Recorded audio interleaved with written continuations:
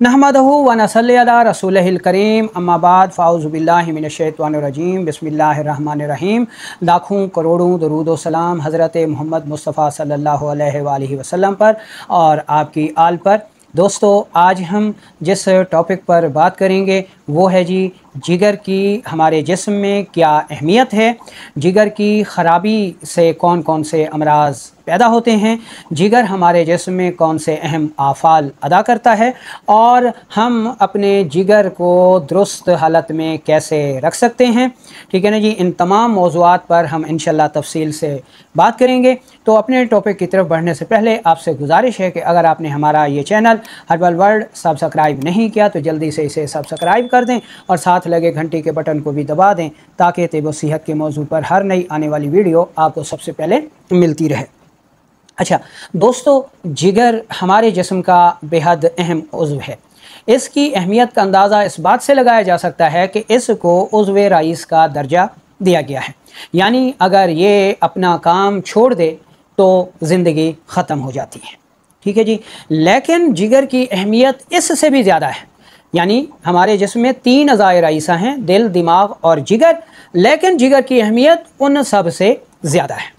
ठीक है जी, तो इसमें सबसे पहले ये देख लें कि जिगर का जो काम है, ठीक है, वो कौन सा काम है, जिगर जिसमें कौन सा फेल सर अंजाम देता है।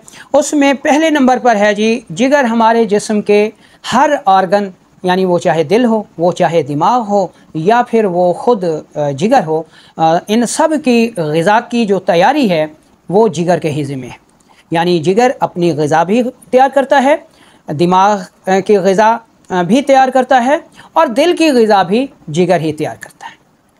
अच्छा, नंबर 2, जिगर दिल की ग़िज़ा खिलते सौदा को तैयार करता है। इसी तरह जिगर दिमाग की ग़िज़ा खिलते बलगम को तैयार करता है और इसी तरह जिगर अपनी ग़िज़ा खिलते सफ़रा को भी तैयार करता है। तीसरे नंबर पर देखें तो जिगर ही जिस्म के तमाम खुलियात को, वो चाहे आसाबी खुलियात हों, वो चाहे उज़लाती खुलियात हों या फिर वो गुद्दी खुलियात हों, उनको उनकी मुतल्लिका खुराक जो है वो भी जिगर ही खून के ज़रिए फ़राहम करता है। अच्छा, इसी तरह नंबर 4 को देखें तो जिगर ही हमारे जिस्म के तमाम फासिद मादों, वो चाहे पेशाब हो, वो चाहे पाखाना हो, वो चाहे पसीना हो, वो चाहे हैज़ हो, वो चाहे जिनसी फासिद मादे हों, इनको जिस्म से ख़ारिज करने का काम हमारा जिगर ही करता है। ठीक है जी, और हैज़ भी फिर इसी में आ जाता है। नंबर 5, जिगर जो है वो खून को भी साफ़ रखता है, खून को पतला भी रखता है और खून को तंग तरीन जगहों से भी गुजारता है, यानी अपनी लताफ़त और हरारत की वजह से उसको पतला करके। ठीक है। अच्छा, इसी तरह हमारा जिगर ही जिस्म व खून में ऑक्सीजन का तवाज़ुन बरकरार रखता है, गैसों का तबादला करता है, कार्बन डाइऑक्साइड को ख़ारिज करना और फिर ऑक्सीजन को जज़ब करना। ये काम जिगर जो है वो फेफड़ों के या फेफड़ों में मौजूद उसके जो खुलियात हैं, उसकी जो लेयर्स हैं, उसकी जो तह हैं, टिश्यूज़ हैं, एपिथेलियल टिश्यूज़, उनके ज़रिए जिगर ये फेल जो है वो सर अंजाम देता है। इसी तरह जिगर ही जिस्म में हर किस्म की क़ुव्वतें पैदा करता है, क़ुव्वत मुदाफ़ियत भी हमारा जिगर ही तैयार करता है। ठीक है। इसी तरह जरासीमी अमराज के ख़िलाफ़ लड़ने की क़ुव्वत जो है वो हमारा जिगर ही पैदा करता है, तैयार करता है। जिस्म में हर किस्म के हार्मोन्स, वो चाहे जिनसी हार्मोन्स हों या किसी भी किस्म के हार्मोन्स हों, दूध की पैदाइश हो, स्पर्म की कवाम को पुख्ता करना हो, ओवम को पैदा करना हो या फिर अफ़ज़ाइश नस्ल इंसानी को बढ़ाना हो, ये सारे अफ़ाल, ये सारे काम भी जिगर के ही मातहत हैं। ठीक है। अच्छा, इसी तरह जिस्म में किसी भी किस्म की कोई वरम हो, सोजिश हो, ठीक है, उसको दूर करना भी जिगर व गुदद के ही ज़िम्मे है। ठीक है। इसलिए जब जिगर ख़ुद तंदुरुस्त नहीं रहेगा, बीमार हो जाएगा, तो जिस्म के ये सारे आफ़ाल मुतासर हो जाएंगे। तो गोया हम कह सकते हैं कि जिन लोगों का जिगर तंदुरुस्त नहीं है, ठीक है, उनका कुछ भी तंदुरुस्त नहीं है, यानी उनका सारा जिस्म फिर बीमार है। ठीक है। तो अब हम चलते हैं जी और ये चीज़ें देख लेते हैं कि जिगर में ख़राबियाँ किस वजह से पैदा होती हैं। देखें जी, हमारा जिस्म एक कुदरती मशीन है, ठीक है। तो इसको जिस ग़िज़ा की ज़रूरत है वो भी कुदरती ग़िज़ा चाहिए। किस यानी एक कार है, मोटरसाइकिल है, अगर उसमें हम नाकिस पेट्रोल डालते हैं, नाकिस तेल या गैस डालते हैं, तो जब उस मशीनरी में ख़राबी आ जाती है और हम मकैनिक के पास लेके जाते हैं, तो मकैनिक हमें एक बात कहता है जी कि आपने जो है ना वो 2 नंबर पेट्रोल डाला है, नाकिस पेट्रोल डाला है, जिसकी वजह से जी ये मशीनरी ख़राब होगी। तो जिगर व गुदद या जिस्म इंसानी भी एक ऐसी कुदरती और फितरती मशीनरी है कि अगर इसको हम मसनूई ग़िज़ा देंगे तो ये बीमार हो जाएगा, ठीक है।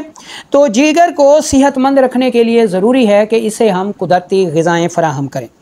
अच्छा, फ़ास्ट फूड हो, ब्रायलर मुर्गी हो, मसनूई ग़िज़ाएँ हों, चीनी हो, बनस्पति घी हो, शराब हो, सिगरेट नोशी हो, किसी किस्म का नशा हो, ये जिगर को ख़राब करते हैं।